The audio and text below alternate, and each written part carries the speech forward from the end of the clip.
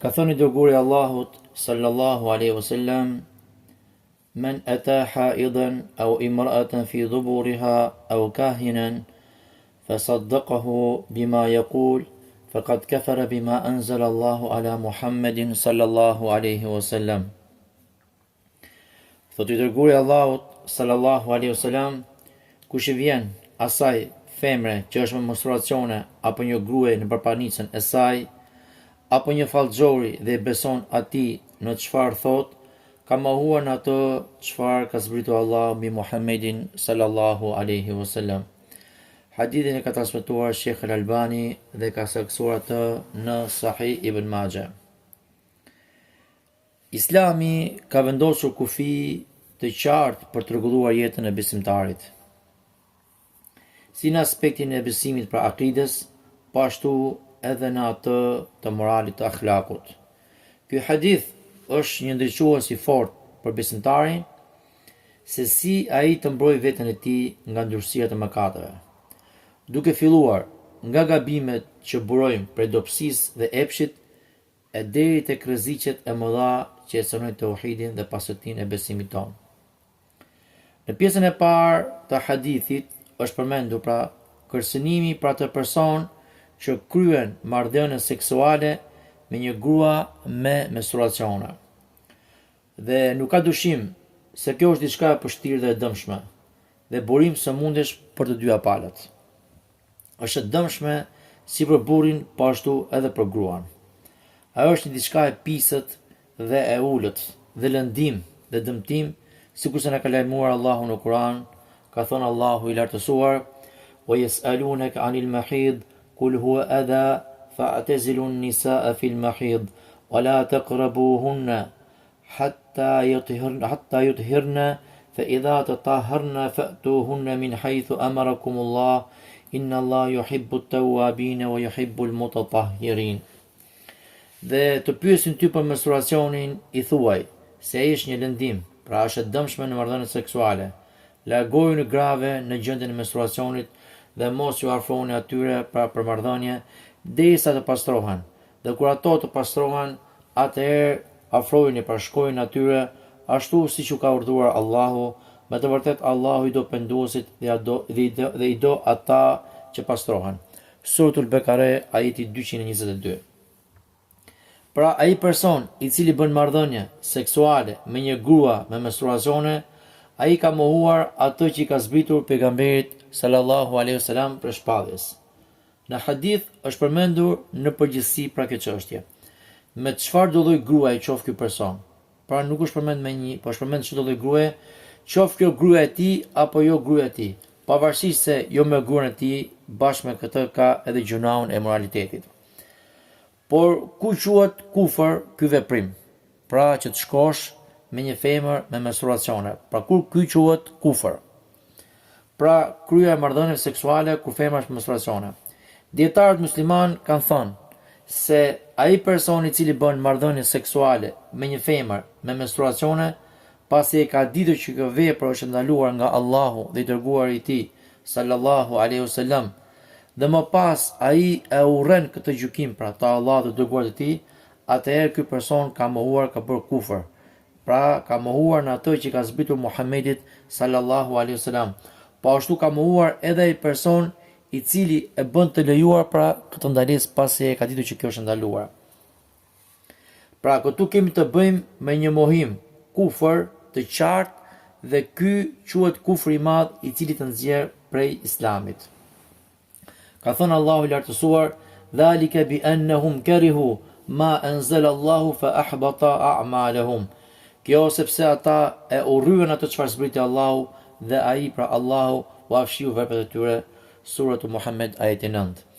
Ama nëse një person bën marrëdhënie seksuale me një femër me menstruacione, duke e ditur që kjo vepër është ndaluar dhe e pranon që është ndaluar, por se dëshira e tij e mund për ta kryer këtë vepër të shëmtuar, atëherë ky ka rënë në një gjunah të madh dhe jo në kufër të madh dhe ai nuk del nga Islami.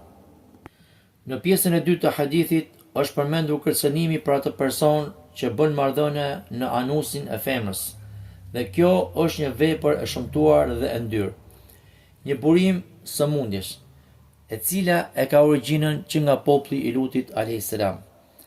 Pra asnjë popull para Lutit nuk e ka vepruar këtë vepër, por sa origjina është në këtë popull ku profeti i tyre Luti a.s. i ka tërhequr vërejtën. Ka thënë Allahu lartësuar në Kur'an: "Wa Lutan idh qala liqaumihi innakum lata'tuna al-fahishata ma sabaqakum biha min ahadin min al-alamin." Të Allahu në Kur'an, dhe Luti kur i tha popullit të tij: "Me të vërtet, ju po i shkoni të shëmtuarës, homoseksualizmit, që nuk ju ka paraprirë me të askush prej botrave, pra prej gjithë krijesave." Ajeti ndodhet në suratul Ankebut, ajeti numër 28. Gjithashtu ka thënë Allahu lartësuar: "Atatuna dhukrana min al-alamin wa tadharuna ma khalaqa lakum rabbukum min azwajikum bal antum qaumun aadun." Thot Allah në Kur'an: apo i shkoni meshkujve nga e gjithë bota dhe po i leni ato që ka krijuar për ju Zoti juaj prej bashkëshortëve të juaja, por se ju jeni një popull armiqësor që i kalon në kufit. Sura Shuara, ajeti 165-166. Ai person që kryen marrëdhënie seksuale me një grua në prapanicën e saj, po ashtu edhe ky person ka mohuar atë që ka zbritur pejgamberit sallallahu alaihi wasallam për shpalljes. Në hadith është përmendur në përgjithësi me një grua. Me çfarë do lloj grua qoftë ky person, qoftë gruaja e tij apo jo gruaja e tij, ai ka rënë në një gjuna, edhe pse me një grua të huaj, pra që nuk është gruaja e tij, gjuna është akoma edhe më i madh. Nëse e bën me gruan e tij apo me një grua tjetër, këtë pejgamberi sallallahu alaihi wasallam e ka quajtur homoseksualizmi i vogël. Pavarësisht se me një grua të huaj është akoma dhe më rënd. Pra, sipas hadithit që kanë ardhur, homoseksualizmi i madh quhet kur shkon një burr me një burr. Kurse kur burri shkon me gruan e tij apo me një femër tjetër, këtë pejgamberi sallallahu alaihi wasallam e ka quajtur homoseksualizmi i vogël. Po kur quhet mohim kufër ky veprim? Pra, kryerja e marrëdhënieve në anusin e femrës. Ai person që kryen marrëdhënie në anusin e femrës, pasi ai e ka ditur që kjo është ndaluar nga Allahu dhe i dërguari i tij sallallahu alaihi wasallam, dhe më pas e urren këtë gjykim, atëherë ky person ka mohuar në atë që ka zbritur Muhamedit sallallahu alaihi wasallam. Po ashtu ka mohuar edhe ai që bën këtë ndalesë të lejuar.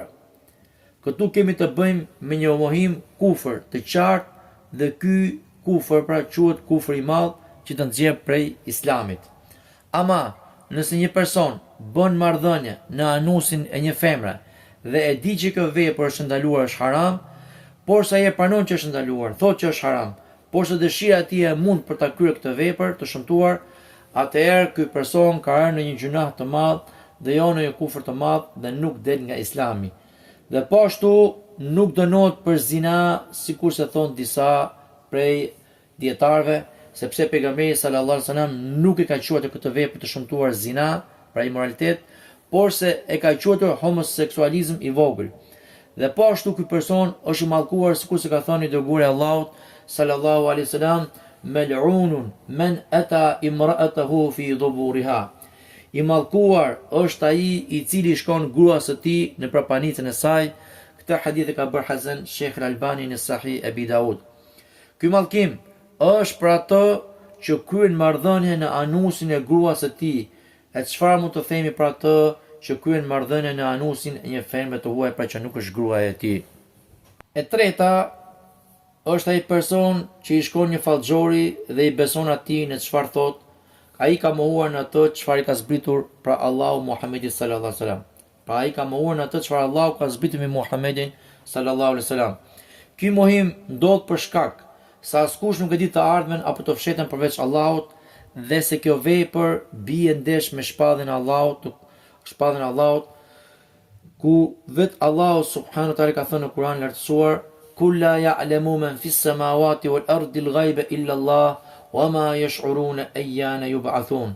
Ka thënë Allah në Kur'an: thuaj, askush në qiell dhe në tokë nuk e di të fshehtën përveç Allahut, dhe ata nuk e ndjejnë se kur do të rinjallen. Ky ajet ndodhet në surën Naml, ajeti 65. Gjithashtu ka thënë Allahu i lartësuar: "Wa indahu mafatihul ghaibi la ya'lamuha illa hu wa ya'lamu ma fil barri wal bahr وما تسقط من ورقة إلا يعلمها ولا حبة في ظلمات الأرض ولا رطب ولا يابس إلا في كتاب مبين. Ka thonë Allahu në Kur'an, dhe tek ai janë çelësat e të fshehtës, që nuk i di ato vetëm sa ai, pra nuk i di ato vetëm sa Allahu. Ai Allahu e di çfarë ka në tokë dhe në det, dhe nuk bie ndonjë gjete, vetëm se ai e di atë, dhe as ndonjë far në errësirat e tokës, dhe as ndonjë e njom, as ndonjë e thatë, vetëm se ndodhet në librin e qartë. Suratul An'am, ajeti 59.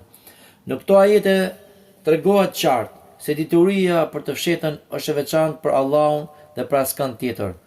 Kushdo që pretendon se e di të fshetën apo të ardhmen, qoftë ky njeri apo xhin, vetëm se ka gënjur dhe ka bërë kufër.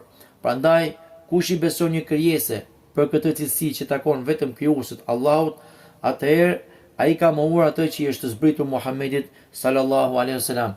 Ai ka kundërshtuar tauhidin për të cilën kanë thirrur të dërguarit e Allahut. Pra ky hadith profetik është një tregues i qartë i kufive të besimit dhe moralit që do t'i ditë çdo besimtar, dhe se Islami i ndan shkeljet me një precizitet dhe qartësi në mënyrë që njerëzit të jenë të kujdesshëm, dhe ky precizitet është pikërisht ai sinjal që i paralajmëron njerëzit nga rreziqet e mëdha.